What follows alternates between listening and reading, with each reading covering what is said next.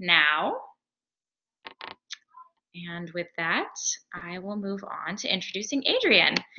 So Adrianne is currently the president of North America for Kate Spade in the Tapestry Group, based in New York City, where she leads a team of 4,200 people in real estate and wholesale. She was previously I'm sorry, I just realized I forgot to post my updated version, where she leads the teams across the field and corporate for all direct-to-consumer and wholesale channels in North America. She was previously global head of inventory management and global pricing for Tapestry and global merchandise planning for Coach. Ms. Kirszner has over 20 years in experience in the retail industry and has a proven record of driving business results and building best-in-class teams. Since joining Tapestry in 2009, she has led teams in North America in merchandising, planning, allocation, and store operations. She's been the global leader for planning for the past 4 years, prior to her current role, where she is responsible for Tapestry's inventory, buy plans, and global pricing strategy. Prior to joining Tapestry, Ms. Kirszner was an SVP at Ann Taylor, where she led merchandise planning, store planning, and allocation functions for Ann Taylor stores, in addition to spearheading reorganization and evolution across the organization. Before joining Ann Taylor in 2004, Ms. Kirszner was at Victoria's Secret Beauty, where she led the merchandise planning team. Her previous experience also includes roles at the Monet Group, Hearst Book Group, and St. Martin's Press. She has an MBA from Stern School of Business at NYU and studied undergrad at Kenyon College. Please join me in welcoming Adrianne. Hi, everybody. Hi.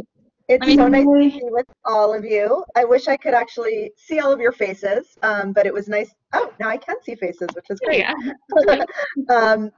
So, appreciate everyone making the time. I know we're all getting used to this new remote way of working.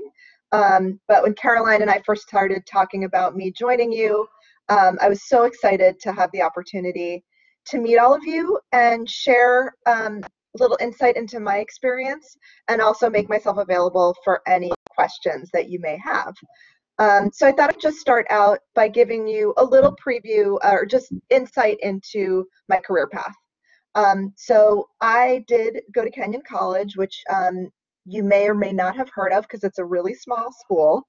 It's a liberal arts school out in Ohio, and I was an English major. I actually thought I was going to be a writer when I went to college, so I majored in English.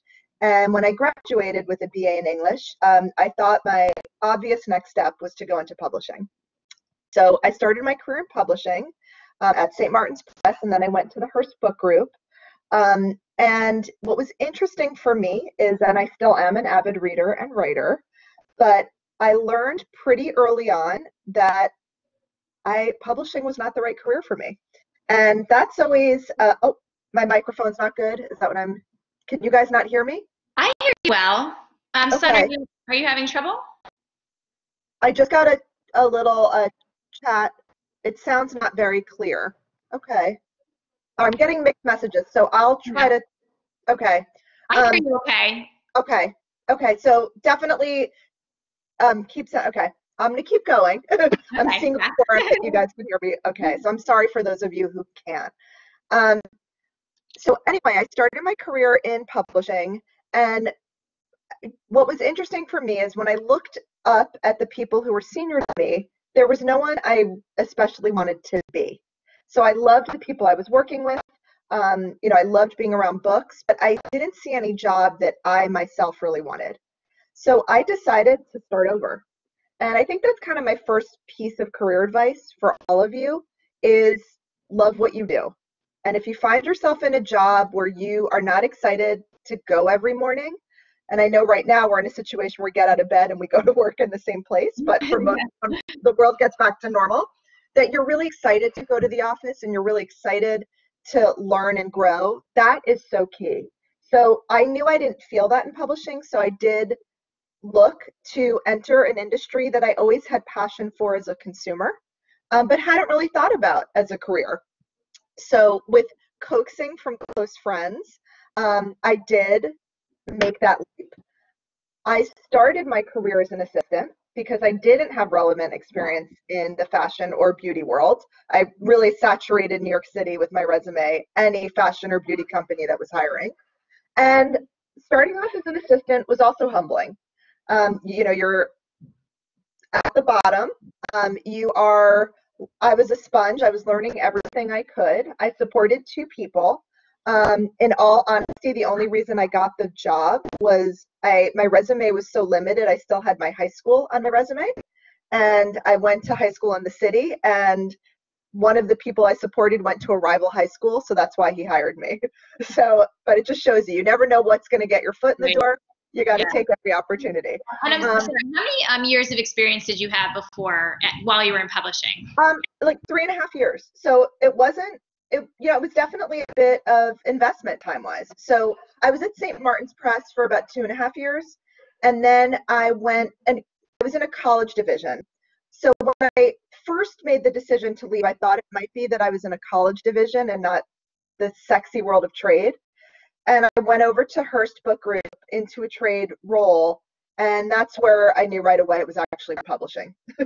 So, you have to have these experiences. That's how you grow. That's how your career grows. So I was hired at the Monet Group, which is a small fashion jewelry company. It still exists in a small way in, JCPenney, Macy's, some, bigger retailers out there. But it was small. It was privately owned. It had just come out of bankruptcy. So there was a bit of a wind in the company because they had just received more funding. And being in a small company, I had the opportunity to interact with a lot of functions. So within a year, I was promoted into visual, and I was running the showroom. So we had accounts come in 4 to 5 times a year at market times, and I was responsible for setting up the showroom, or really organizing the contractors that set up the showroom, but also communicating with the accounts on how products should be merchandised on the counters. It was through that, because I started building merchandising maps, that the head of planning, one day I was in a meeting and she said, "Who wrote this merchandising map?" And she was very scary and gruff. And I meekly raised my hand and she said, "I need to talk to you after this meeting." So terrified, I walked in her office and she said, "You think like a planner. I want you on my team." So, small company, this is how things can happen. And that's where actually I had my first role where I knew I found the right seat. I was given a team to lead, which I was so excited about. And I was in planning, which all of a sudden it really made sense with the way I thought. Though I was an English major, I was always good at math. And I always liked the problem solving of math. So it was a really amazing experience. I was in new business, so we were trying to break into a few new accounts, and we were also trying to grow internationally at the time. I did recognize, though, for me, career-wise or education-wise, my background was really liberal arts, and I didn't have the business fundamentals that I wanted.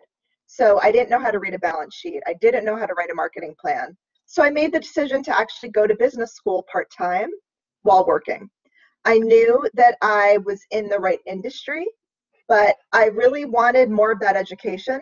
So I started going to business school at NYU at night, 2 nights a week, which is daunting. You have to leave work at 5, 2 days a week to get to class. And as you guys all know, because you're students, it's a lot. You're juggling a lot as a student. So I took the long approach. I was like, I'm going to do it slow and steady. I just wanted the degree. So it did take me 4 years. While in business school, I did have my first child. So my 3rd year of business school, I was pregnant, had a baby, my 4th year of business school. And funny story, my first daughter was born at the end of May. I was very pregnant and I couldn't fit in the desk to do my exam. So I had to take a finance exam standing up, very pregnant. I know. I remind her of when she's being ratty. But while I was at Monet, so that was nice of her. Yes, it's true. It's true.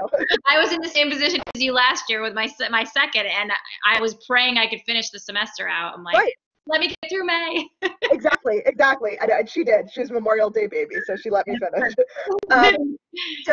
But while I was at Monet and just starting business school, Victoria's Secret Beauty was relocating the beauty division from Columbus, Ohio, really with the goal of making beauty its own quasi-standalone business to rival Estee Lauder or L'Oreal. they hired one of the icons from Estee Lauder. Her name's Robin Burns, to be CEO. And the first function they were staffing was planning. So wow. So anyone who had planning in their title was getting calls. It was very exciting, and I was really excited to get the call and then meeting the team. And I did make the decision to move over. And it was so much fun. It was like being part of a startup, but you had the backing of a huge corporation.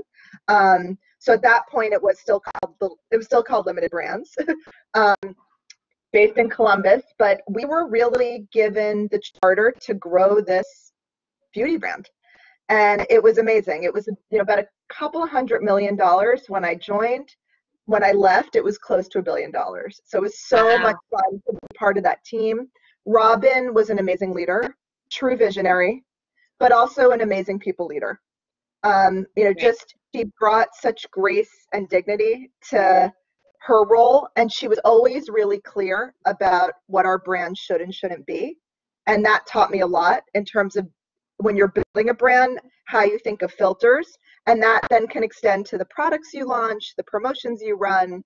But we were all always marching in the same direction.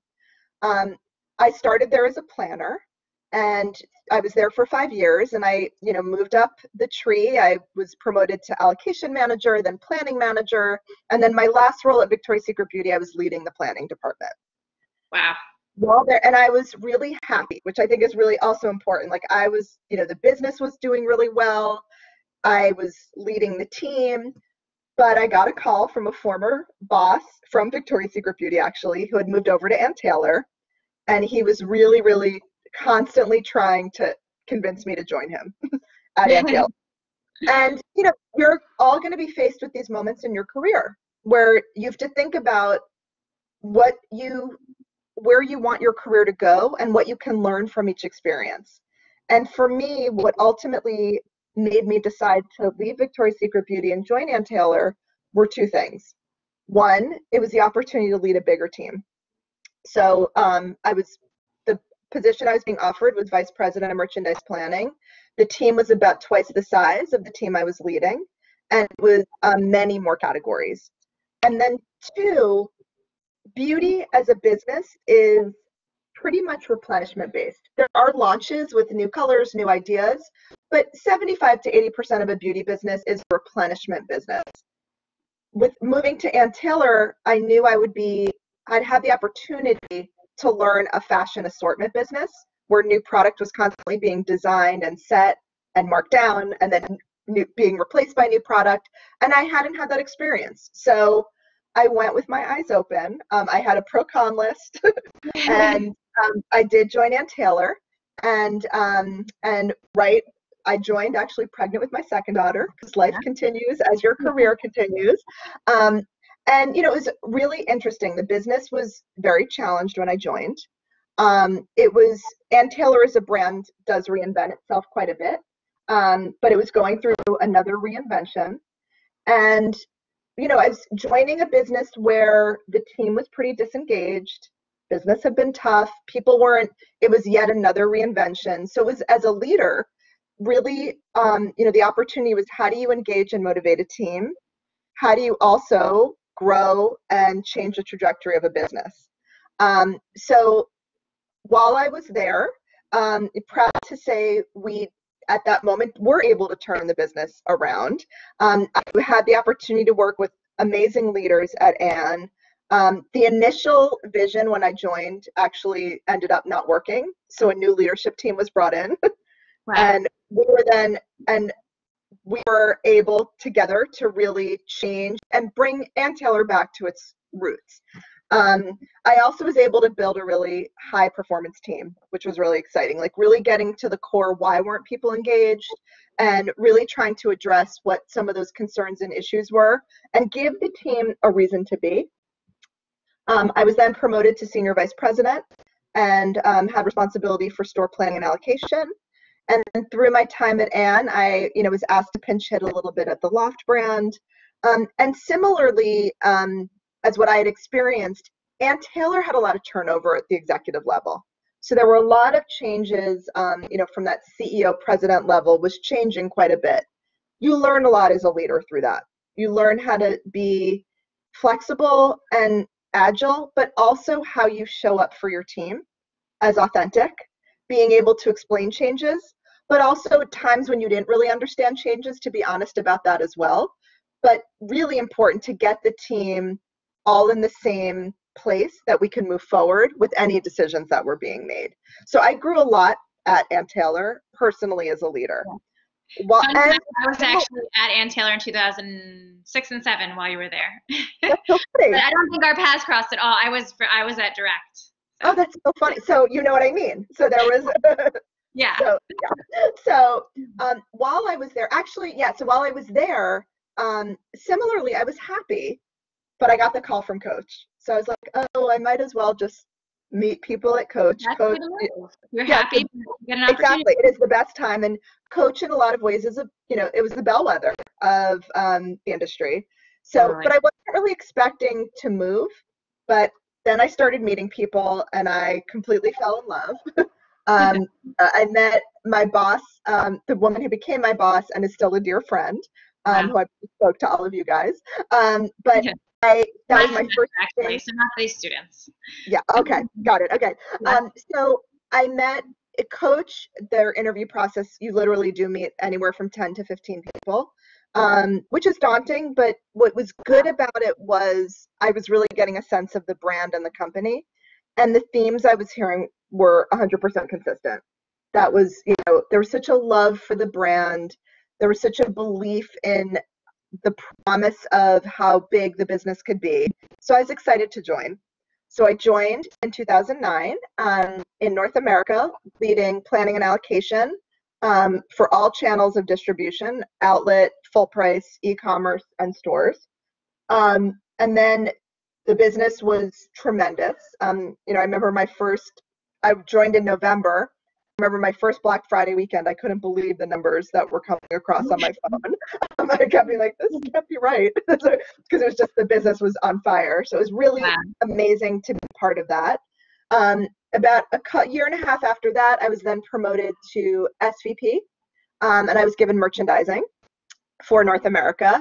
Again, this was another chance to stretch myself, really getting both sides of the planning and allocation and the merchandising side.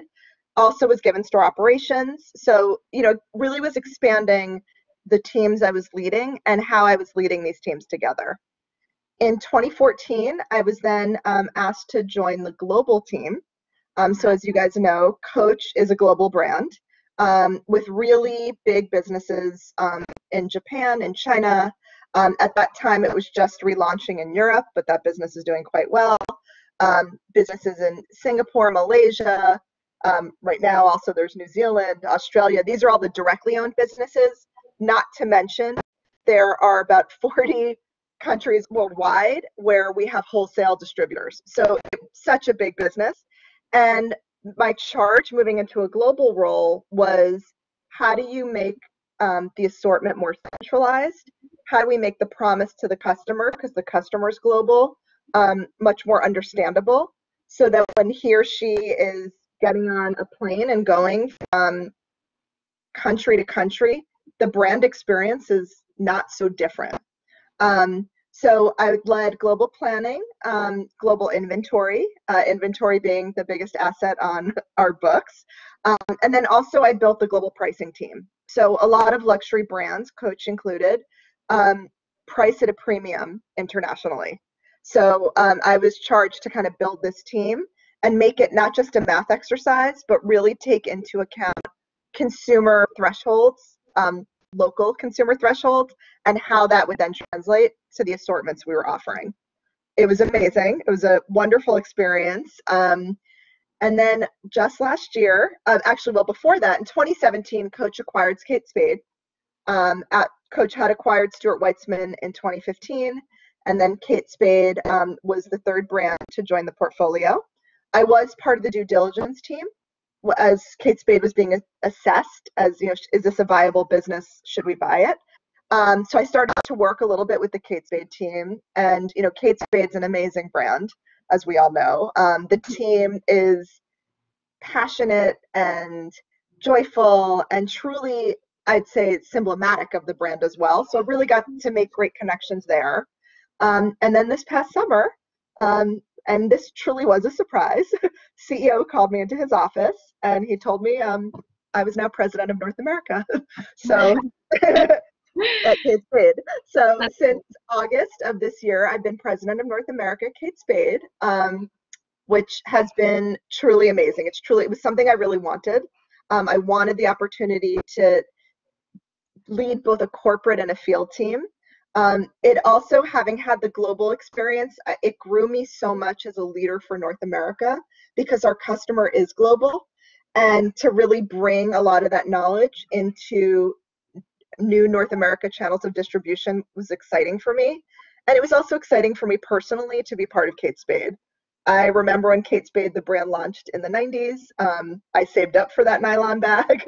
And, I now have 2 teenage daughters, one college age actually, who've been Kate Spade consumers. And we're so happy when Coach acquired Kate Spade and the discount applied. But what's been most amazing is the ability to lead this amazing team. So I do have a corporate team that handles buying, planning, allocation, store operations. And then I have field teams that handled stores across outlet and specialty stores. The corporate teams, we buy omni, so we also do handle the e-commerce business for both channels. And then I have a separate wholesale team that deals with all of the accounts, so the Bloomingdale's, the Nordstroms, the Macy's of the world. And that business also is a very different model, but the footprint of North America, I'm proud to say I get to lead. So that is my career path.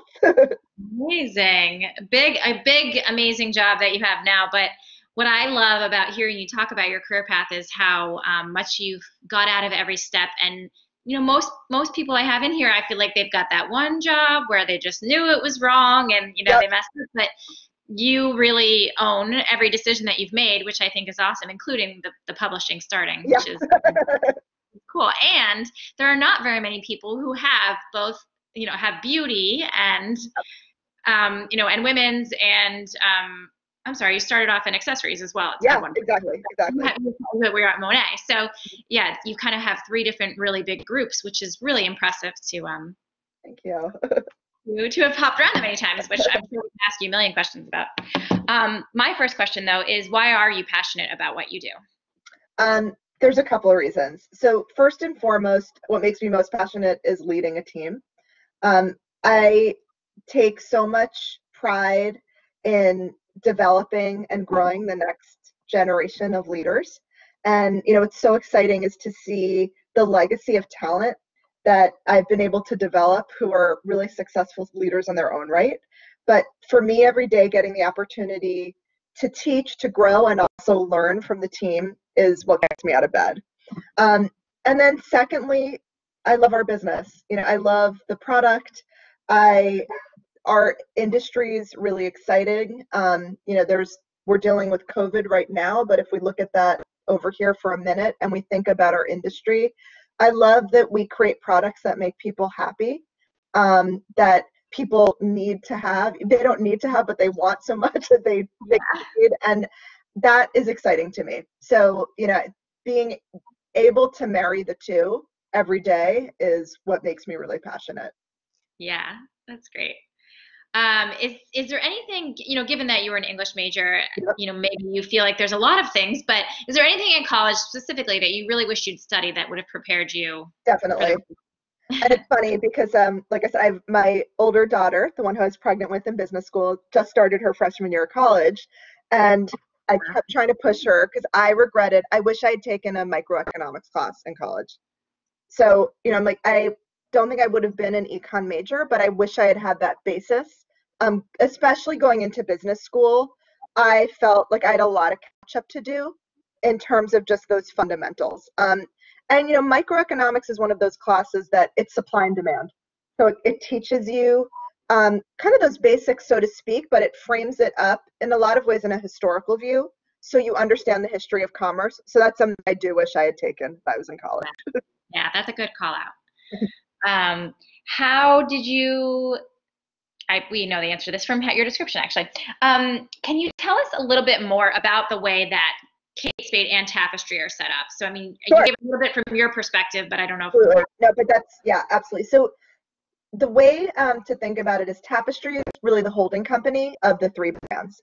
So if there's Coach, Stuart Weitzman, Kate Spade, we all operate as independent brands, meaning that all of the creative decisions from product, marketing, anything consumer facing is owned by the brand.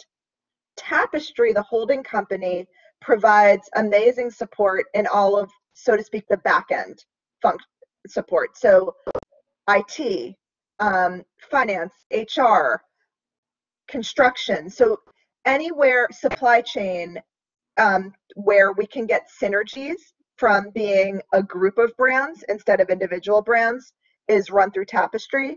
And then anything consumer facing is owned by the brand. Got it. That's great.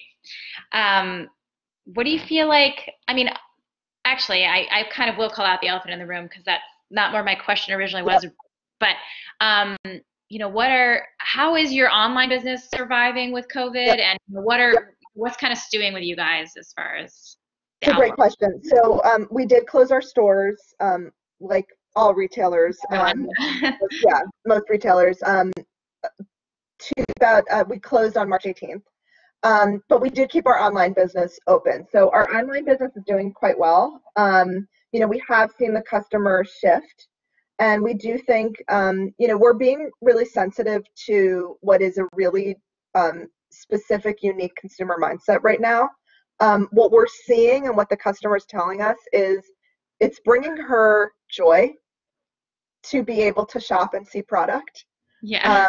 So, and I think, you know, in a lot of ways, because we have these conversations as well, as we're not essential, but in some ways we are, because we're a distraction.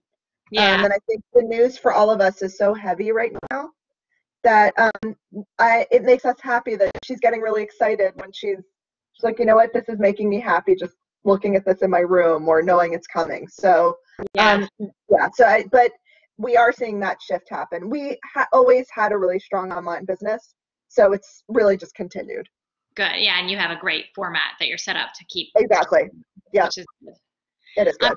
Outside of that, you know, what do you feel like as some of the challenges of the business right now? You know, I think it's the unknown. You know, I think it's the uncertainty. You know, Coach, the China business is much bigger than it is for Kate Spade because Kate just recently acquired the business back in China. But we had some bit of a harbinger because we did see what happened in China in January. Yeah. I just think in a lot of ways there was such disbelief that it would move west. Or, yeah. You know, there wasn't that understanding. So I think now the challenges are what we're all living with in our personal lives as well, which is how long is this going to last? Yeah. And, you know, what will be the longstanding repercussions to the global economy of the virus? Yeah. And what will that do to the consumer psyche? So that is, you know, that's really the question we're asking every day, which is, you know, there's not a clear date that you can point to and say, okay, this is when it will be over. And then there are a lot of models out there, you know, in terms of what is the consumer reaction after an event like this. But, you know, we haven't seen anything in our lifetimes of this scale. Yeah. You know, so obviously you're hearing a lot of comparisons to the Spanish flu. That was 100 years ago. You know, so I think that's a lot of what we're talking about. And that in itself is a challenge, you know, being able to make the right decisions for what post-COVID will look like, but also how do we protect the business through what is a potential indefinite time horizon. And this is a naive question, but has on the Coach side of things, have these come out of anything over in China yet? The business is starting to come back. The stores are opening, and the traffic is, you know, it's not where it was. Yeah. But it is, you know, with stores reopening, we are seeing customers engage again. So, you know, that is promising. But I think it's like everything. It's where I think everyone is, and we're all seeing the news. It's when can you really stop social distancing? When can right. So, and one of the like you said, the long-term effects psychologically. I mean, how OCD are Exactly. people feel leaving the house when this is all over? Right, right. And, So, you think about, as a retailer, some of the moments we love are when the stores are really crowded, and it just, it's to get your mind around that again. yeah, As customers, as people, is, I think, going to take a while. yeah, yeah, definitely. Um, uh, One of the themes of my class this year, both in fall and spring semester, has been around sustainability, which I think obviously is a very hot part of the industry right now. But wondering if there's anything that Kate Spade or Tapestry is doing in particular to be more sustainable. So yes, so sustainability is it's a hot button for us as well. So we reuse a lot of fabric, even leathers. There is a way to have a reusability with leathers, definitely with hardware. So that is especially our creative director at Kate Spade. She is this is a big focus of hers, which is how can we reuse and recreate and reimagine with existing materials without that need to consume that raw material base. So that's a big piece of what we do. Across the brands, we have no fur. So that was a big decision as brands, which proud that we made that decision. How long did you? The decision was made last year. It wasn't as big a part of the Kate Spade brand as it was for a Coach to move away from fur, but because fur linings and things like that were part, and in a small way, but it was still part of the product. But now that is no longer part of our products. And then I'd say the other conversations we're having is, and we haven't done anything yet, but they're live conversations, is what does a rental market look like? How we are seeing that our customers are thinking about reusing and renting, and this is pre-COVID. But what does that mean into our model? So these are conversations that we're having. And you are, as a wholesaler, you already sell to Rent the Runway. We do sell to Rent the Runway. We're a pretty big customer of Rent the Runway. Yeah. Yeah. And has that been a good model for you? I mean, it's got to be. It has, and they're amazing partners, and it's really interesting because there's definitely a Kate Spade girl that loves on Rent the Runway. It's interesting to see what she gravitates towards, but absolutely, yeah. So we are learning a lot from them, and how they built their model, but also just what the consumer mindset is as it relates to renting. Yeah, awesome. So it's kind of interesting because you can tell I made some of these questions up prior to 3 weeks ago. But right, exactly. How important is your digital presence? But I mean, I think right now we all know how important your digital presence is.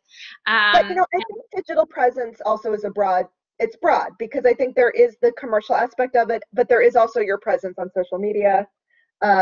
What's your presence as a brand in the digital world is a very important piece of how we know we will continue to grow the brand. Also, it's where the customer is. So I'd say it's one of the most important aspects of what we talk about. And in one of my other classes that I teach, which is about the running of stores and that sort of thing, and the importance of having that omni-channel business that goes 100%. Yep. Both, and the thought process that brick and mortar is struggling and probably will continue to struggle for a while. Right.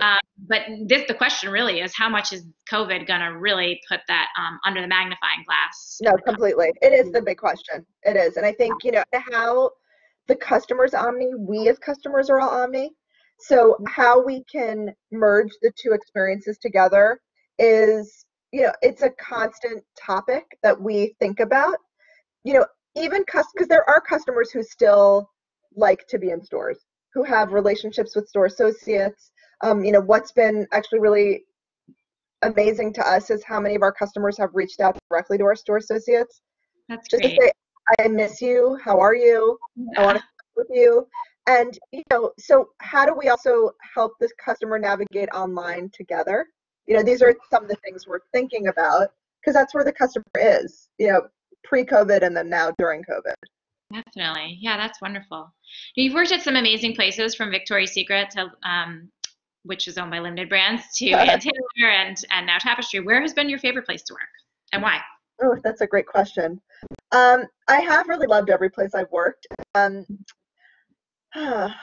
I guess if I was to say, I think that early years of Victoria's Secret beauty will always stand out as the most special.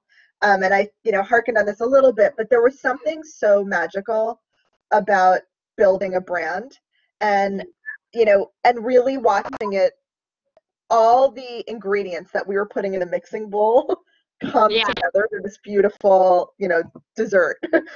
So I always will look back on that time really fondly. And yeah, like as I said before, Robin was a really amazing leader. She was really clear about where she saw us, how she saw us growing the business, and we had that filter. And it always stuck with me as a leader as well, how important it is to be clear with your expectations and to know just as much as you know who you are, but to know who you're not. So you Yeah. stay on course. And then the other piece I learned from her, she was really human. I worked at Victoria's Secret during 9/11, and I remember just her humanity through that whole experience, to all of us, always stayed with me as well. So I think that ability that, whatever your job is, we're people, and treating people with respect is the most important thing you can do as a leader. And so I will always, that will always be kind of one of the brightest spots, I think, of my career. Oh, that's awesome. I don't know if you feel comfortable sharing, but do you have a least favorite place that you were? Sure, 100%, because I think it's just as important by far when I went to the Hearst Book Group. um, and, it's funny because I think everyone, you hope everyone has a amazing career and doesn't have a low spot, but the low spots are important because you learn from them. Totally. And I knew by day 2 that I'd made a mistake. So, when I was at St. Martin's Press, though I wasn't inspired to be anyone, I really liked everyone I worked with. I had a great group of friends. Coincidentally, one of my best friends there became my husband. So it was a really amazing experience. And we're all still friends, which is kind of nice. Like we still will meet, have reunions. But, day 1 or 2, when I moved from St. Martin's, I really didn't connect with the people. And then I really didn't connect with the job.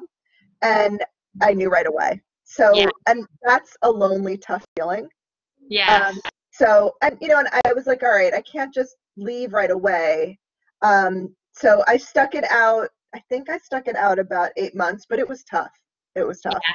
Yeah. And a lot of one of Fran's pieces of advice that she gave the students last year is when you know it's wrong, just cut bait and get out as fast as you can. Because and it's funny because I think I was like, that's my advice now as well. At that time I'm like, no, I need to make it a year. I don't know why I put this arbitrary timeline on it, but I was so unhappy, and all my friends were like, just go. Like it doesn't, and I wish I'd done it sooner.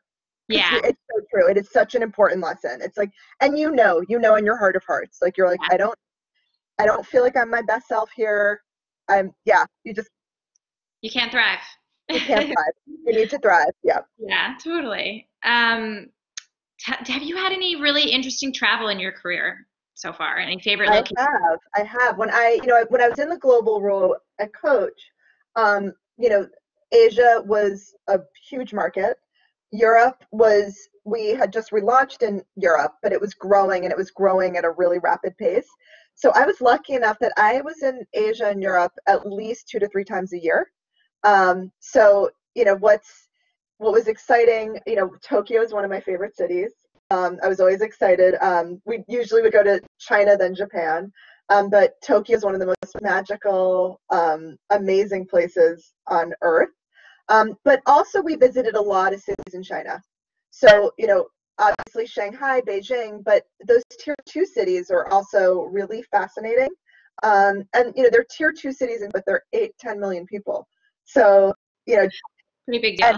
It's a really big deal. And just seeing even Shanghai, the first time I went there, which was probably 6 years ago or so, to now, I was there this past summer, just how much it's changed, like how rapidly these cities are growing and evolving.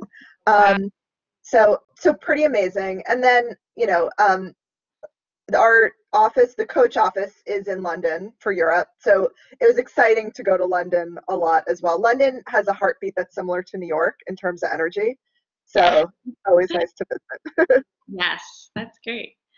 Did you ever have a time in your career that you feel like you made a huge mistake, and that this could be the same thing as stepping into Hearst? But I feel like I've made a lot of mistakes. So I think as people do, there wasn't like one monumentalist mistake, but what I will say about the role of mistakes is they're important. And I think the most important part of mistakes, it's how you recover from them and how you learn from them. So we should never be scared of making mistakes. What the problem is if you make the same mistake more than once and you don't learn from it. So, I think of things, and I think of, early in my career back in Victoria's Secret, the Limited was such a machine in terms of running a business. And I'd come from a small fashion jewelry company. I was in my second year of business school. I remember I made one, like, a pretty big math mistake. And I remember the CFO was so kind, and I was on the phone and I was on speaker and I was clearly saying a number now that I cringe thinking about. And she said, "Do you want to look at this one more time? Why don't we get off the phone and you look at this one more time?" And my heart just sunk. And then I looked at it and it was like the inverse of what I should have been saying. Yeah. I never made that mistake again. So I think so much of it is like we all have those moments, but we have to be able to learn from it, recover it, not beat yourself up over it, but be able to learn so you're not doing it again. I think, and this is what I coach team members again. I'm like, if you're making the same mistake repeatedly that you're getting feedback on, that's the mistake. That's the problem. That's the big issue. Yeah. And being defensive about getting the critique too. Exactly. I mean, we are all people. And I really do firmly believe you learn your best lessons when you fumble. Yeah. That's a great call out. Conversely, do you have something that you feel most proud of that you've worked on in your career so far? I definitely have been proud to lead the team at Kate. And I think even especially we had a really, I entered the business in August. It was really tough. We had a pretty big turnaround in our holiday season, relative to really how the first quarter had performed. So that was it was really fun. It was nonstop, but we had an amazing Black Friday and all of our systems crashed. So we were at times flying blind, but we were going by our gut instinct and how we worked as a team. So being able to bring all those teams together was truly amazing. And then I would say a coach, I was really proud to be part of rethinking the role of the global team and the local teams and how they work together. So I, in partnership with the head merchant, really rethought what the structure is and how the teams interacted with each other and how we built assortments together. And that model that we rolled out is still in effect. So that was also, very exciting and a lot of hard work, but it was great to be part of that. Well, and obviously, that you were recognized for it. That's how you got promoted, which is speaks volumes. So that's awesome. Who's the most interesting person you've met in your career so far?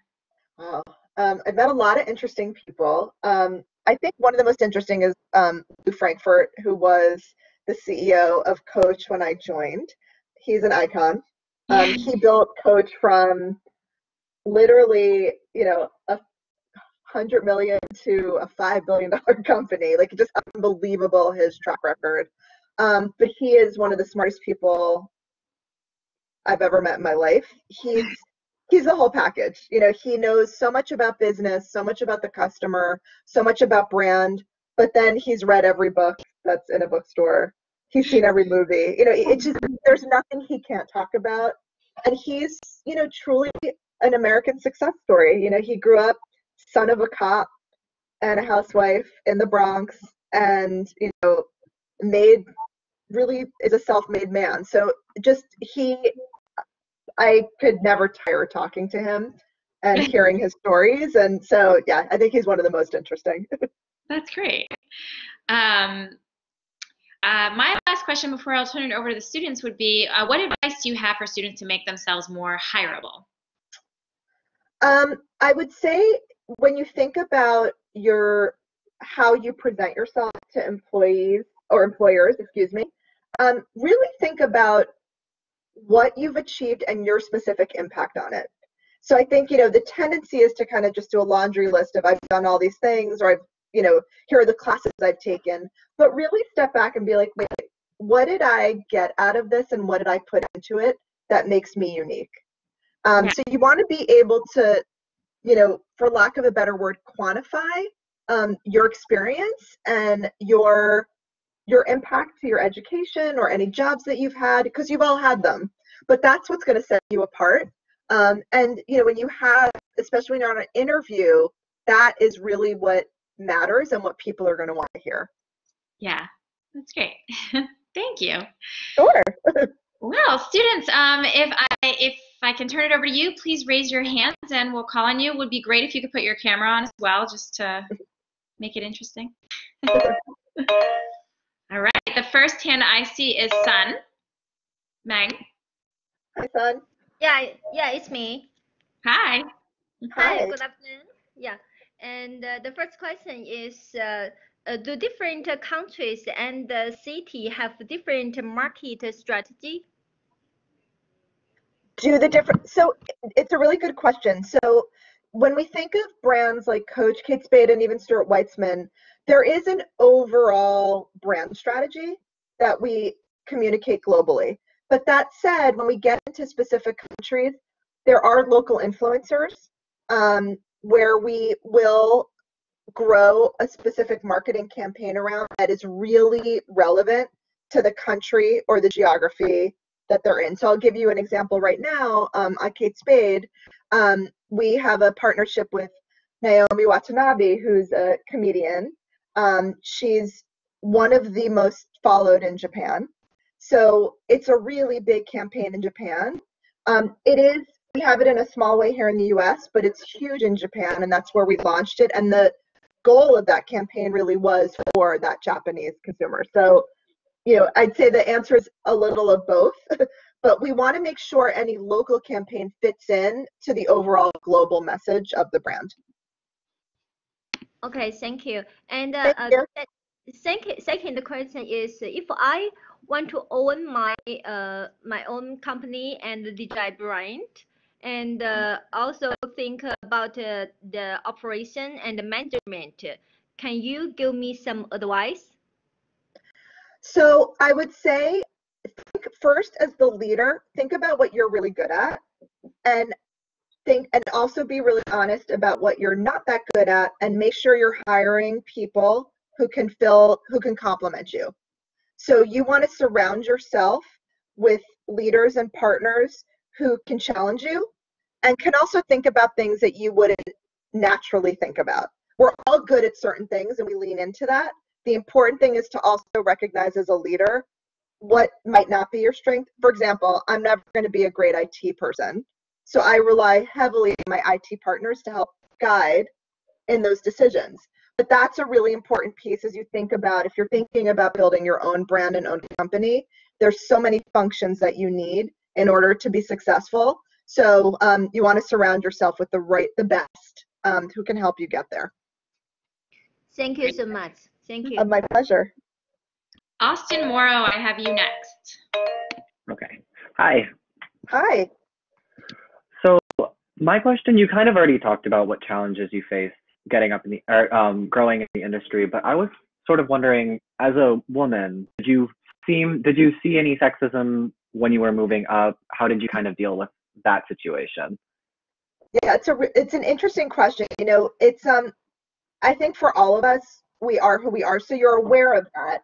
So I've always been aware of being a woman and also being a woman leader.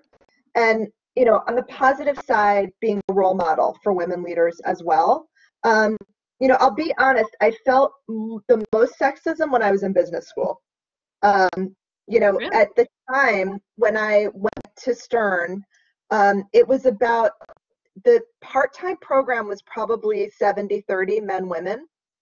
And it was geared to, for the most part, finance. So for the better part of my time there, went to Victoria's Secret, and the assumption was always that I wasn't smart once they heard where I worked.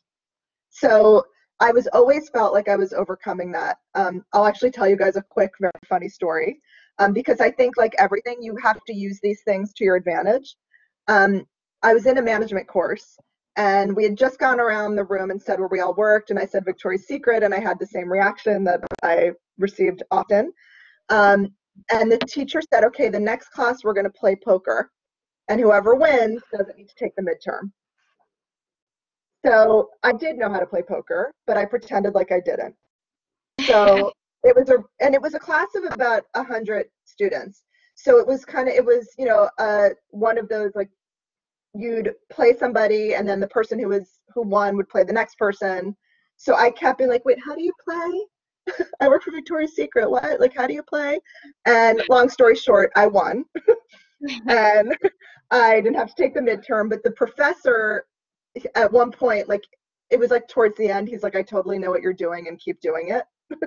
And he's like, because this is really the lesson, is everyone had this whole unconscious bias about you and you're playing into it perfectly and you're probably going to win. I'm like, I'm definitely winning. I'm competitive. I'm like, there's no way I'm not winning.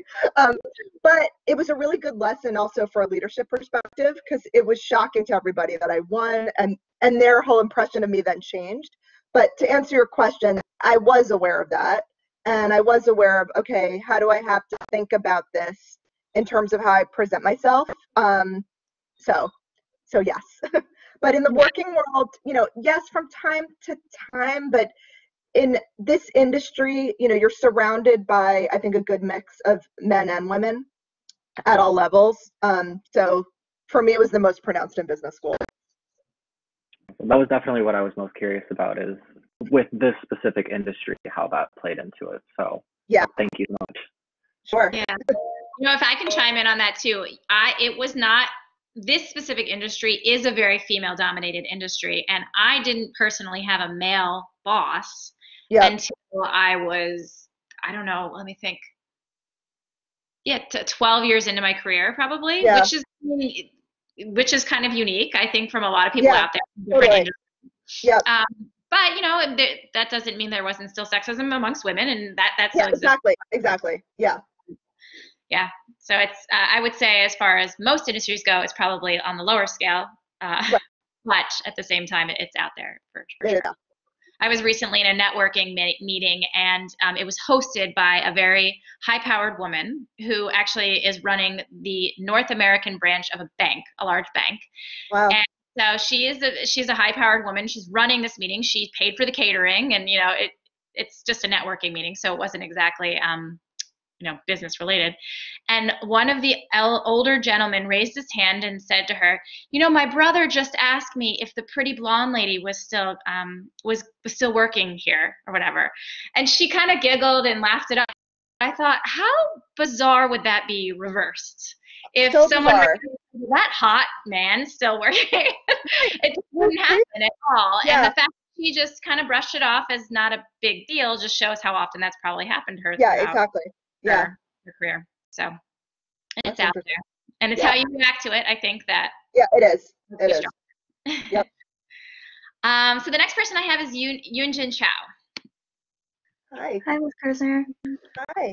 So I guess my question is, what are some things that what are some favorite things about Kate Spade for you, or are there things you wish more people knew about Kate Spade? I love that question. So some favorite things for me about Kate Spade is it truly is a brand that is rooted in optimism and self-expression and individuality and female community. And something that I wish more people knew is that energy really translates into the office. So it's, there are men and women who are part of the team, but there's this sense of hope and joy that we definitely look to bring to the products, but also that it permeates how we work together, which I think is rare. And it makes coming to work fun, but it also, especially in a world like now, I think we all need a little hope and optimism.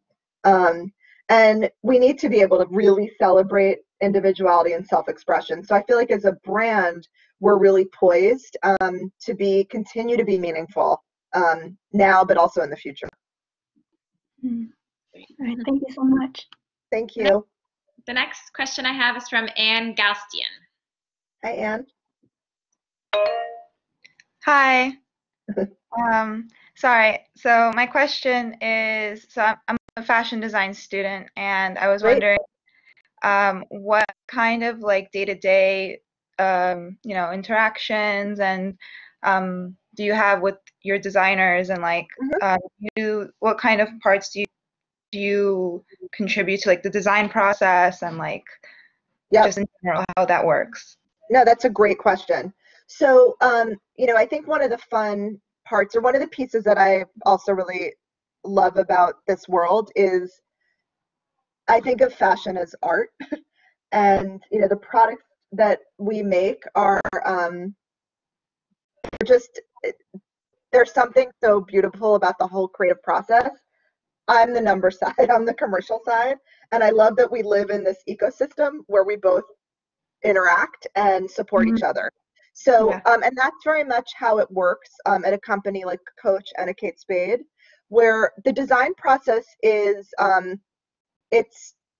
designers have the freedom to create and get inspired and build product, update on trends, but also, from a design standpoint, there's so many different places to get inspiration.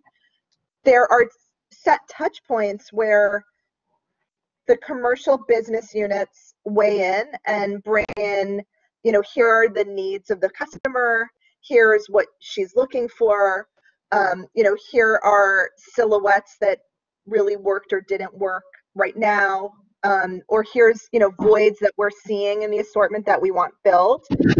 They are predetermined touch points for us to interact, because the important part is you don't want the commercial to stifle the creative process, but you don't want the creative process to be completely devoid of commercial needs.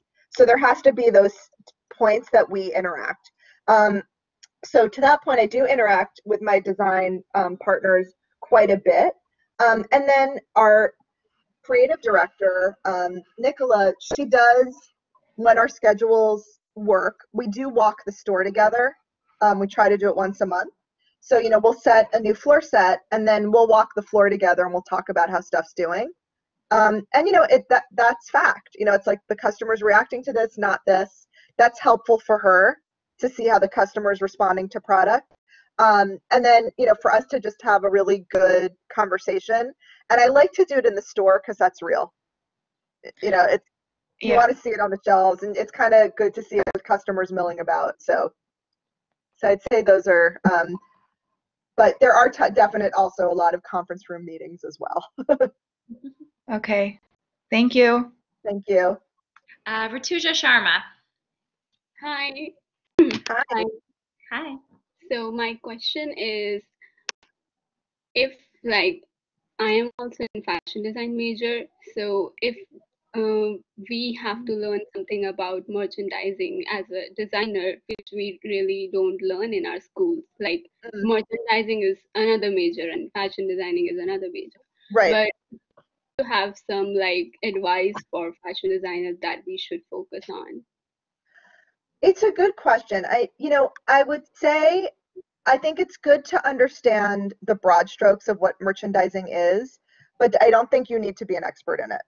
Right. I think that you want to have strong merchant partners that you'll surround yourself with, who will help you, who will make sure you're checking the right boxes in terms of assortment building.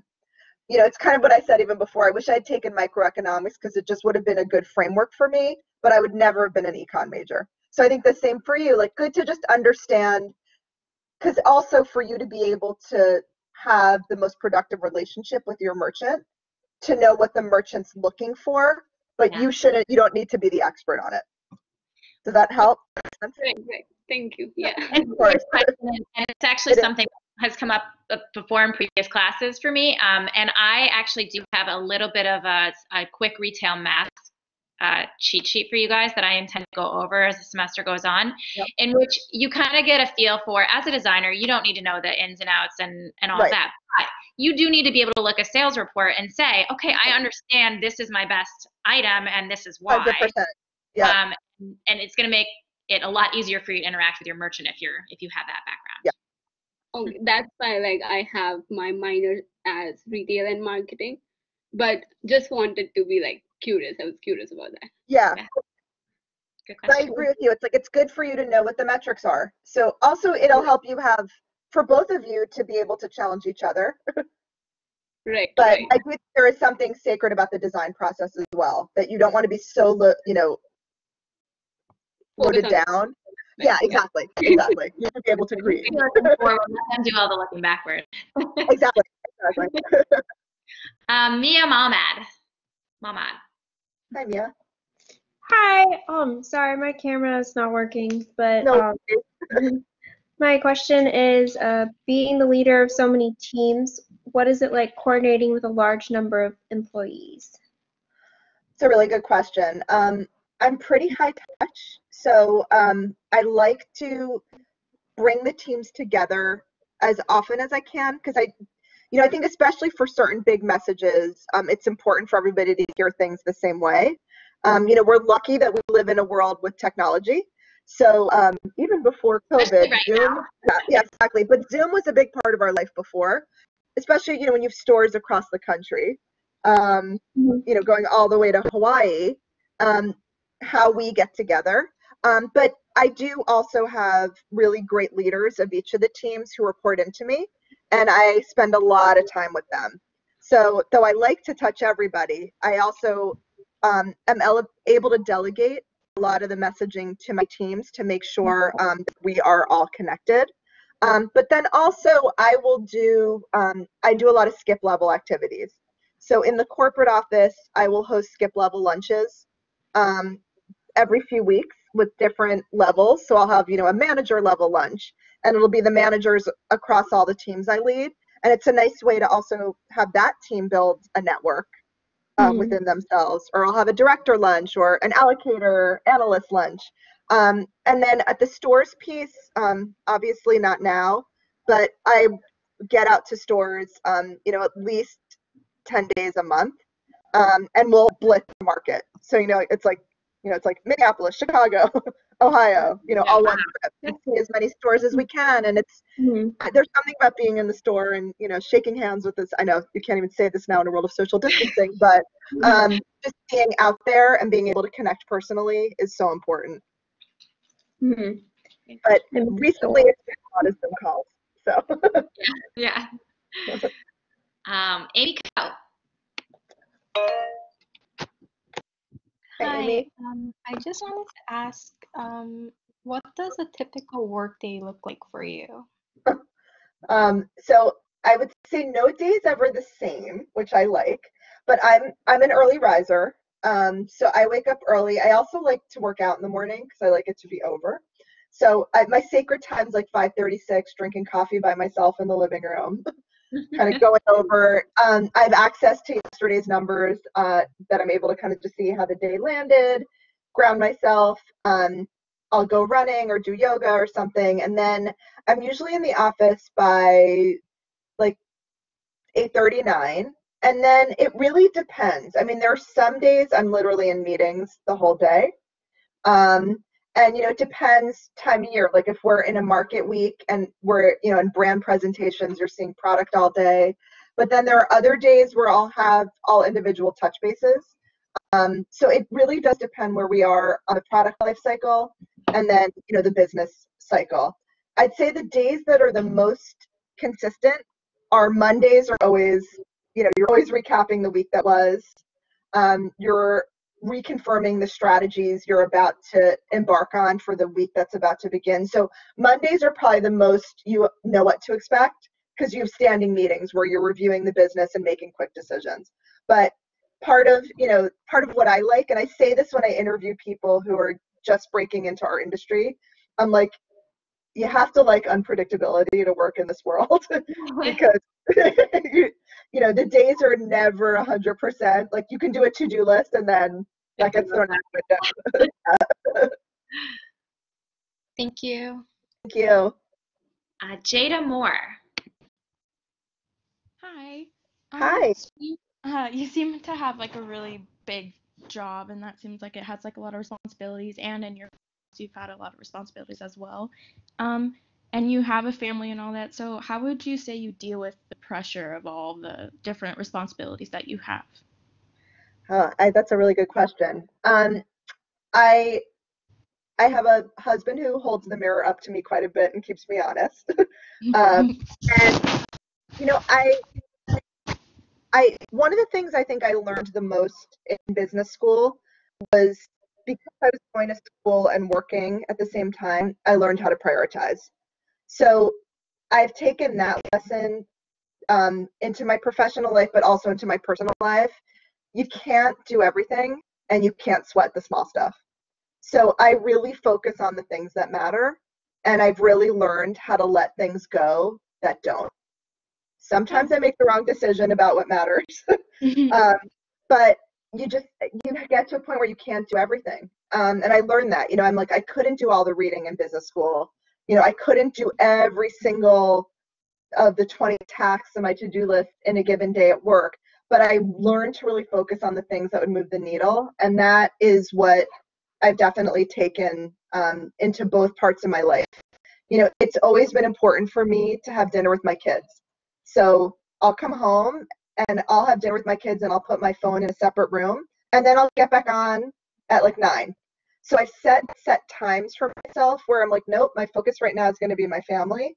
It's funny as you have kids, when they're little, they need you in a certain way, but actually as they get older, they need you more. Especially I have 2 daughters, they will wait for me to come home from work and I'd get the full download of both of their days. And that time was really sacred. It was sacred to them. It was sacred to me. So no matter what time it was, I knew I was going to be, they share a room, that I'd be in their room and I'd get the full, like they both had me and I'd hear everything and I'd be able to download with them. And it's been nice as my older one's gone to college. We still have that connection. She's like, I just want to tell you what happened today. And like now a lot of it's over text, but having that connection to them has always been super important. So I'd say the big advice is you learn what matters and that's what you focus on and you let the other stuff go. Yeah, that's awesome. Thank you. Sure. Xin Yuzhou. Hi. Still there? I don't know if we lost her. Katrina. There we go. Hi, Katrina. Hey, I don't know if you can see me. Hi. Hi, thank you for coming to speak with us virtually. I was just wondering, what were some of the biggest differences with the merchandising strategies between the different companies you've worked at, such as Ann Taylor, Coach, Kate Spade? Really good question. So, Victoria's Secret Beauty, it was really the beauty model. So it was, newness was really gift sets and, like a new color launch. So that was but the core of the business was making sure that 75 to 80% was strong. So that was that merchandising strategy. For Ann Taylor, it was a true and Caroline knows this as well, we delivered product every month. So you were constantly resetting the floor. There was a basis of essentials that, would have a longer life, but that was a smaller percent of the business. So it was really resetting based on seasonality, based on time of year, like at holiday, you'd bring in a big occasion look. So that was one strategy, and then you'd mark it down and bring in new product. Coach and Kate Spade, because they're, really anchored in accessories, there is a good foundation of the product that has lived for several years. And then it's refreshing colors within certain families. But the customer does want newness. So it's always finding that balance of what is a carryover or core, and then what is true newness. And of that newness, what can then become a core bag? So you're always kind of evaluating, as we launch something, is this a 3-month life? Is this a year life? In the beginning when product launches, as a merchant, we have an idea of what we think will have a longer life, but the customer votes. So sometimes there's certain things that we think are going to be, we're going to have it for the next 2 years and she hates it. She doesn't. And then there's other things that we're like, this is going to be in and out, and it like sold out and we're like, wait a minute, I have something here. So I think part of it is having that flexibility. And then, on the ready to wear side in both brands, it really is more seasonal. It's more like Ann Taylor, like you're bringing in product, marking it down based on, a certain amount of time on the floor at full price. So each category is a little different in terms of how it operates. And that's the fun part is, these multi-category brands, something like technology or watches, those have much longer lifetimes than, footwear ready to wear. So it varies. All right. Thank you so much. Sure. I think the microphone's working now. Oh, maybe not. Hi, can you hear me? Yes. Hi, global pricing seems to be a concept that is fairly new to the fashion industry. Through my personal shopping experience, I've noticed that there usually are and sometimes significant differences in pricing in different countries, which 100%. makes sense since pricing is affected by a complex of marketing elements. So I'm therefore curious about the point of practicing global pricing. So in the marketing process. Yeah, it's interesting because the notion of premium pricing, it was really the high luxury players that started it. So when you think of Vuitton, Chanel, what did price outside of their home markets at a higher premium. And again, I think part of it is to make product attractive within a home market, but also, it's the economics of what a certain market would bear in terms of pricing. And then there's also a positioning aspect as well. So I think, I'm sorry? I was checking the time. Okay. But you have all those dynamics come into play, and then also exchange rates and currency comes into play as well when you think of a pricing strategy.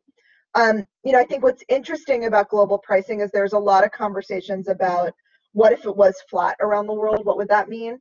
And we have those conversations as well. Like certain categories we might take a shallower premium than others, but a lot of it is reaction to what the brand position within a given country. So, for China, for example, there's a real luxury shopper in China, and a lot of these brands they're premium brands, and there's an appetite for them. So it kind of feeds into itself. But it was really interesting to be part of that team, and it was really interesting to see how macro factors in the world impacted currency. So you would see, because that also can swing pricing as well. Just the relationship of the RMB or the yen or the euro to the dollar, and then what that means for pricing as well. So there's so many aspects of it. It is a puzzle, and it's one that is constantly evolving. Thank you. Sure. Thank you. I have about a couple of questions coming in from students that are abroad and on a major time change. So the first is from Meta.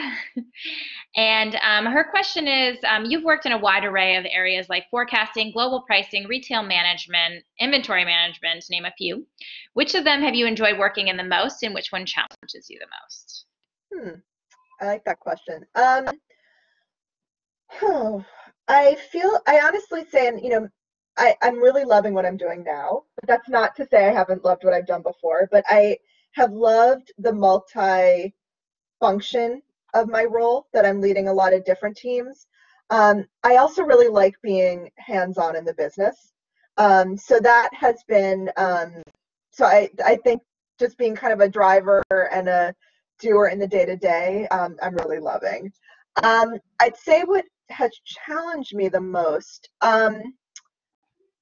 and again, isn't saying I didn't really enjoy the experience, but I think when I first started in the global role, it was a lot for me to learn.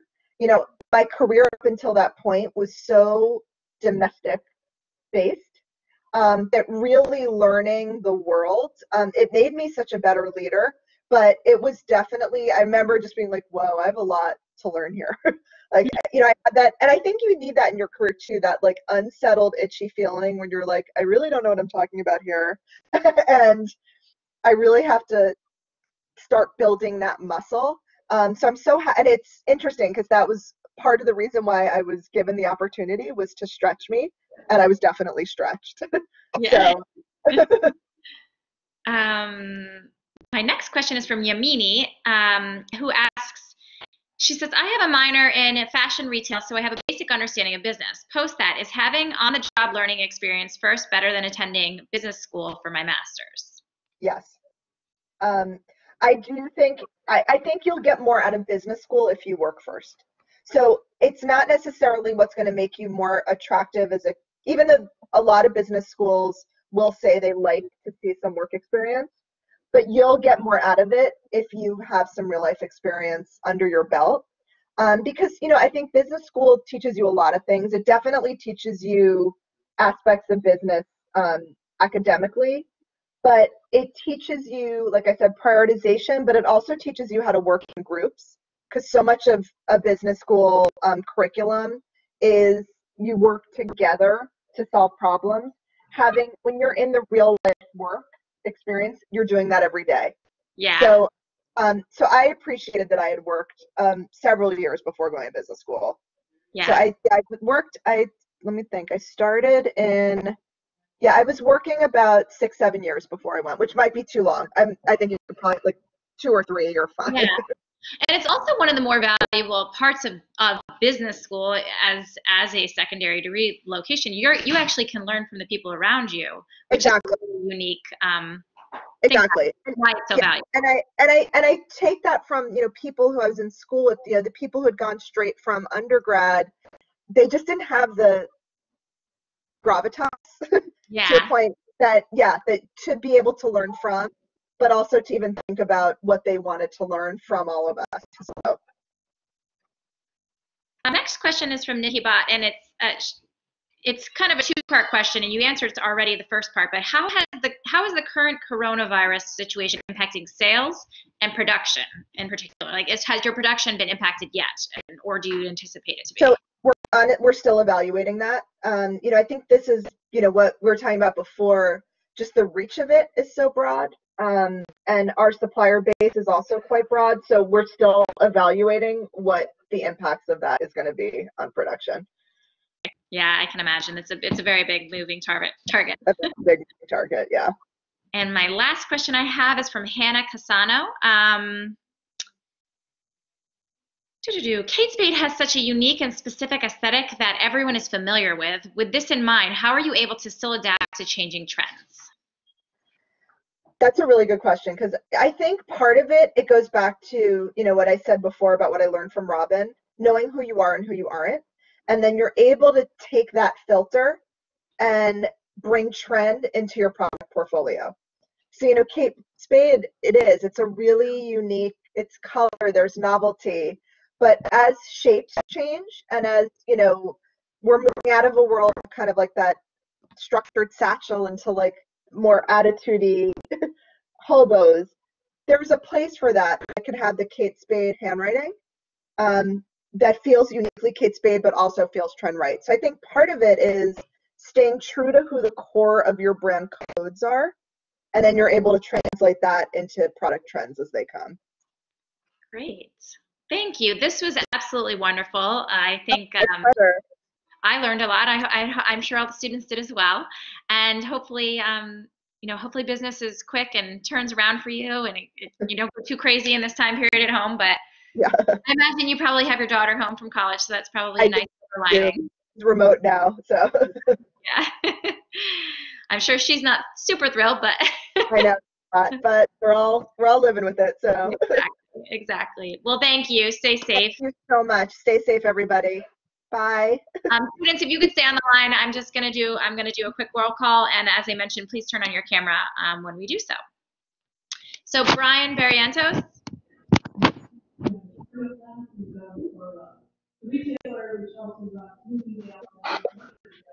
Hello. Hi. Hi. Good. Present. Show.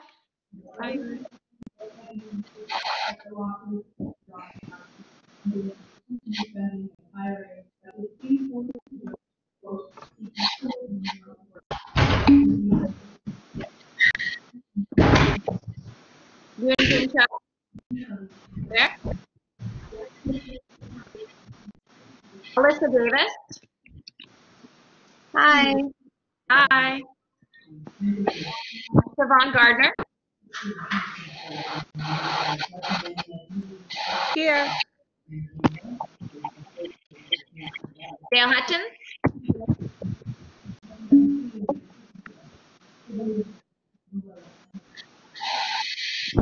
Dale, are you there?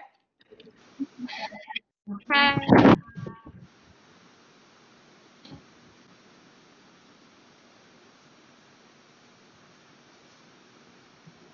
We can't hear you, Professor. You can't hear me? Chuyeon Jin. Yeah. Okay. Munira Khanam. Okay. Suji Kim. Hi. Suji Kim, did you answer?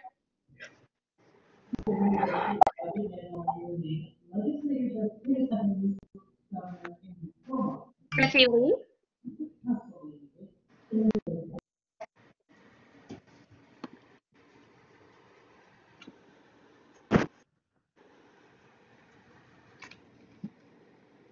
Sorry, who's the son? Okay.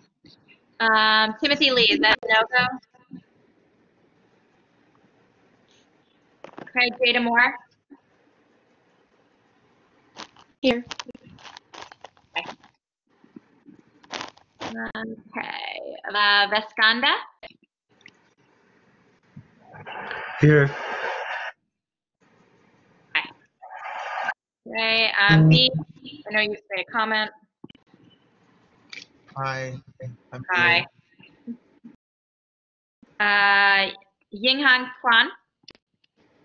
Yinghan here. Hi. Srilaya Ranla. Hi. Hi. Okay, and before I move into section 102, oh no, sorry, there's a couple more. Michelle Wood.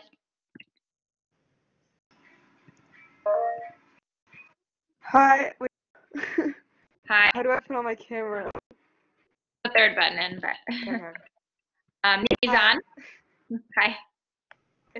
Is it coming up? There you Okay. are, yep. Good Nizan. Oh, sorry, I didn't turn my microphone on. Okay, Here, hi. I'm here. Chin Yozo.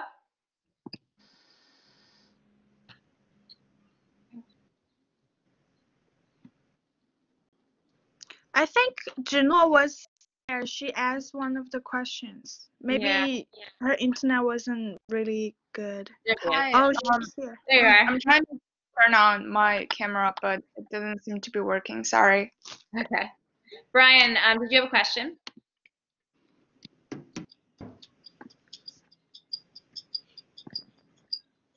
Brian Barrientos, did you have a question? Yes. No. Tim was on. He has issues with his connection. Okay. So he just sent you a message just now. Thank you, Tim. Hey, Professor. I didn't realize you had to turn on camera, so I'm here. Oh, thank you. I'll see you there. Thanks. I have a call out. Someone is asking where the current issue is in BB and Blackboard. Yeah. The current issue test is not live yet. It will be live 5 days before the 13th. So what is that, the 8th of April? And because it's a timed test, but the state of business of fashion for 2020 is posted in both Blackboards, and it's posted under content. Is it what's the due date? April 13th. April 13th, right? Yep, April 13th. Yes. Thank you. Okay. Was that you? That was your question? Yes, it's my question. And B, did you have a question? Yeah, how long is the duration for the test that we have? Hours or? I actually think I put an unlimited time, but you have 5 days to complete it. Oh, okay. Okay, thank Yeah. you. Oh. Honestly, if you've done the reading, the questions should be pretty easy to answer. I highly recommend doing the reading before April 8th. Right, yeah. We are not also meeting on the 13th, Katrina. Okay. Professor, you didn't call me. I'm sorry, who said that? Sun? Yeah, Sun. Oh, Yeah. I'm gonna move on to section 102 now. Okay, sorry. That's okay. Katrina, you just wrote something, so you're good. Paige Bartosik. Yeah. Thank you. Anne Galcian. Here. Hi. Hi. Ying Lin He.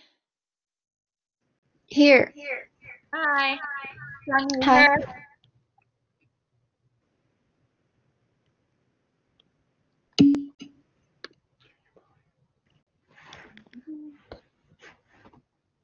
Sangwoo, I think you're on.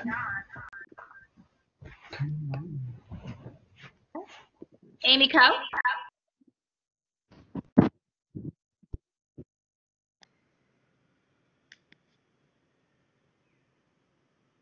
Here. Hi.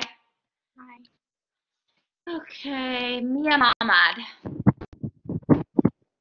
Here. I don't know if my camera's work. Oh, there it is.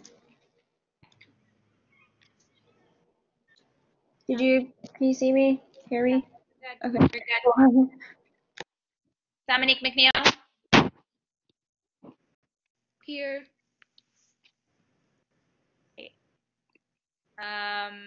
Madeline Miller. Here. Hi. Oscar Moro. Here. Okay. Mancha. Oh no, Manoa. Deirdre. I don't see her name. Okay. Ariana Sauvage. Hi, 1 second. Oh, I'm here. Hi. Hi. I have a question. Can I ask a question? Of course. So I have something marked on my calendar as being due on the 1st. I had it as the current issue, so it's now the 13th, right? It's the 13th. Yeah, it's always been the 13th. Okay. I found, for some reason, I found a syllabus. I've been making a to-do list with all these online classes. Sorry. Okay. Okay. No, don't worry. Thank you. April 13th. All right. Thanks. Bye. Paula Smith. Don't see her name on the list. Okay. Sun. I already got you, Sun. Yeah. Oh, Tadic. I'm right here. Hi. Is the camera on? It's not. Wait. Yep, gotcha. Rachel Wamback. Okay. Okay. Rachel.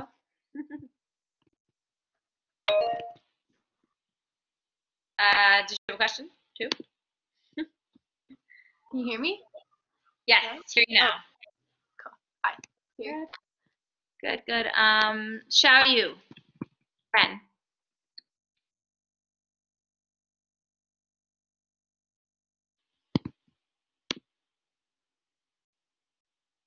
Okay, she's not in the. Okay, great. Any more questions?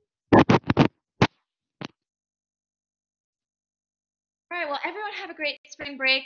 Kind of a weird one, but Professor. Yes. Hi, my name is Hitanshi, and I don't know if you said my name, but I couldn't. Because the time changed. Because you told me you wouldn't be attending live, so that you're good.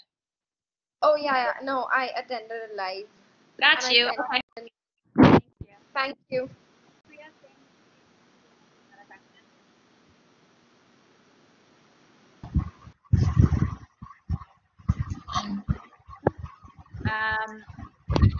Anyone else? Esther, I didn't hear my name either.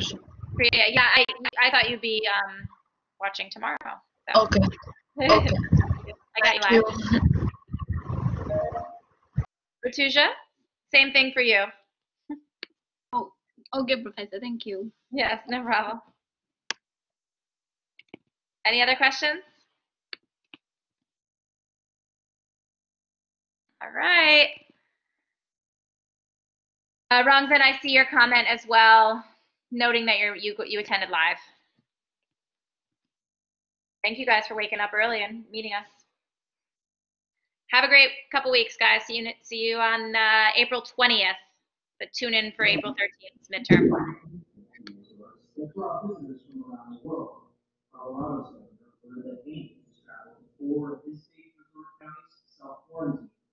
Days. This after the chairman of the Mexican Stock Exchange.